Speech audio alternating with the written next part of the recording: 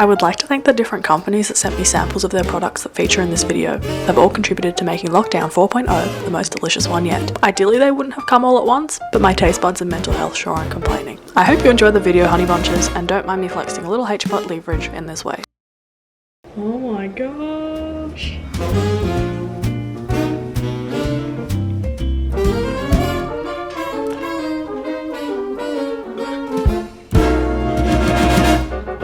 Hey honey bunches, oh my goodness has this lockdown been delicious, and it's coming to an end tomorrow when I'm recording this. Thank flipping goodness, it's been a great saviour to my mental health, cooking up a bunch. On the first Monday I had a ridiculously immense cooking session, recipe development session with some really incredible vegan dairy products from the Vegan Dairy and Hello Friend, which are both based in Melbourne.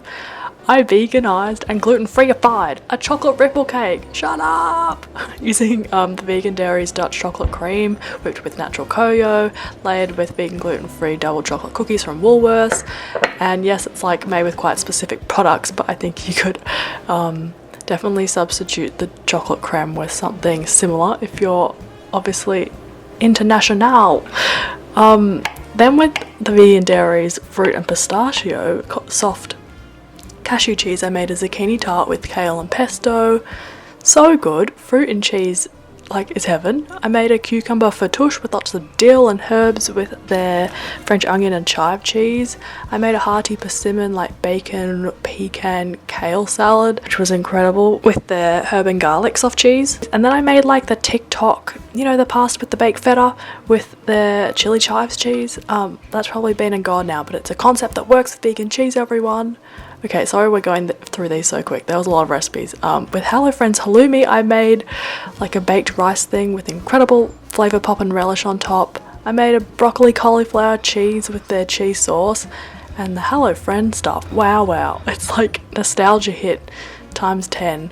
The flavour is spot on, and yeah, everything I've tried from them, their sauce, their mozzarella, their halloumi is so good, takes you right back. And so versatile. Okay, moving on to some less dairy laden things. I made lots of sushi bowls during lockdown, and they're super easy, and I love cooking broccoli with my tofu, which just has nutritional yeast, tamari, vegan chicken stock powder, and garlic oil. That mayo that you saw me floating around, I think it's the best like Kewpie mayonnaise substitute. It tastes pretty eggy in my opinion. Then this was so amazing. I've contacted a lot of companies and it seems like all my parcels arrived at once, which, you know, not complaining that happened in lockdown. Senza do gluten-free and vegan breads, so they sent me lots of pizza bases and pita breads, which are coming out new. There's an olive one, and flatbreads, and a cauliflower pizza base, which are new. And then you might be looking at this and going, wow, that's marketing overload, and you might need to have a little sit down, or, you know, you might have a stroke looking at this packaging. I agree, it's not my cup of tea, but I am interested in this company. They're based in Queensland. Obviously it has a bit more like protein gains emphasis, but the guy who started it up had gut problems, and their protein is based on peanut protein, and so it doesn't have that floury feel. And everything's gluten-free as well, and they do cookies and bars, and their flavours are really wacky, like snickerdoodle, donut jam.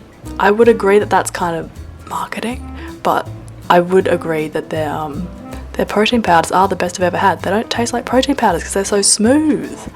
They're not grainy at all, which means you can heat them as well, and they don't like turn to a thick loop. Had a nice like balancing gentle chickpea veggie soup, and had the olive focaccia from Senza with it. And if you heat up in the oven on a rack, you definitely don't know that it's gluten-free bread. I think gluten-free bread's just meant to have warm. It can't, I don't know, hold up quite in the room temperature department. Then on another day, another cook-up for my own sanity during this lockdown, I made a cauliflower cake, which is a copycat of an ottolenghi recipe, which is in my big cookbook that will, you know, hopefully be published properly, but it is coming. It's a kicker recipe. It's so good, and you would not know that doesn't have eggs in it. Okay, so we're trying some of these macro might give you a stroke from their sensory overload. Packaging products. These are salted caramel cookies. You just add plant milk to the mixture, flatten them out, and then they come out like a soft baked cookie. And look, I'm always just like very grateful for vegan gluten-free stuff that gets the crossover so right. I didn't say that very eloquently. It's not like a cookie, it's a bit more, I don't know, cakey and chewy, but what it is, I'll take it. It's delicious, very filling. Yeah, okay. Another thing I made in this cook-up was like a very loosely, I'm gonna use the word Asian salad, vegan fish sauce, like a slaw. We didn't have herbs, so it was a bit sad. Okay, trying these protein powders. I thought I'd try the peanut butter one first, go basic before going wild. And yeah, it's delicious. It's just like a peanut butter smoothie, but it doesn't have that grainy vibe. Kept me really full. Yeah, I would recommend these protein powders. They are exceptional. Okay, I used up like a marinade my brother had made yonks ago. It was in the fridge, looking a little sad. Made a little noodle situation with some, yeah, vermicelli, that's the word. That was a bit sad, that stir fry, but it was filling and fine.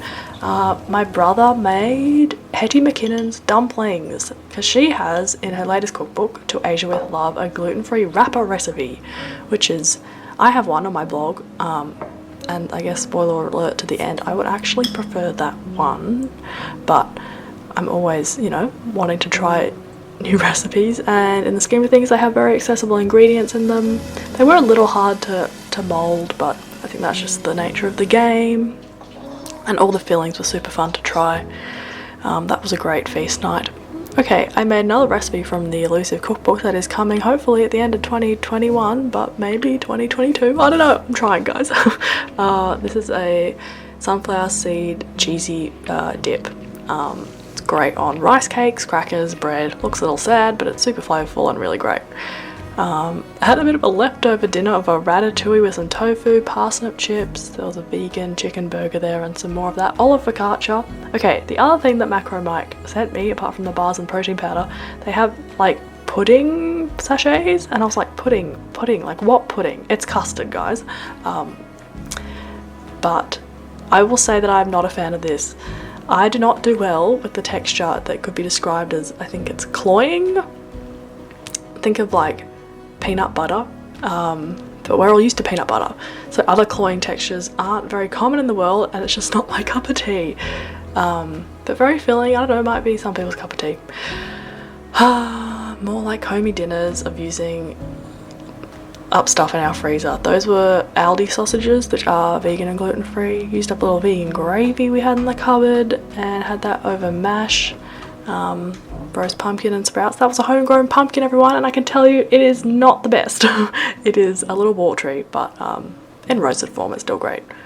And trying all the other flavours of those protein powders, everyone, I can tell you, yeah, they're really good. And I'm not a protein powder person, but I do appreciate them for their filling you up capabilities when you have a funky gut as well, and breakfasts are a little, Thanks for watching, honey bunches. See you soon. Bye.